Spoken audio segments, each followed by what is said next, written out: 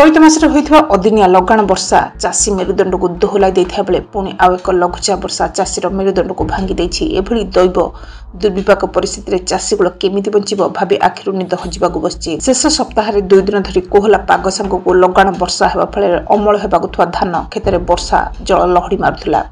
पर गतकाली सुखिला पाग को देखि वर्षकर दाना जोगाड़ उद्देश्य खेतरु पानी छाड़ी हिड समेत केतक उच्च स्थान रे रखिबा निमंते पानी कादुरे प्राण मूर्छा उद्यम जारी रखिछि। सेगुडिक सुखिला पर खळाबाड़ी को आनिबाकु मनस्थ करथिला। आसंता 27 रु पुणी एक लघुचाप ना सुनी चाषी एबे एक प्रकार छानिया होइतबा देखियाक मिलिछि। एबेले पाग आगकु लागि रहिले ए वर्ष खाइबाकु गंडी मिलिबो नाही बोली खोर्धा जिला टांगी ब्लॉक अधीनस्थ लेंडो पंचायत अंचल अनेक चाषी अभियोग करछन्ते एवं क्षयक्षति आकलन करी क्षतिपूरण जोगाई देबाकु सरकार निकट रे निवेदन करछन्ते। जगतपुर बालकृष्ण मोबाइल टीवी सब आगे बहुत क्षयक्षति होइछि।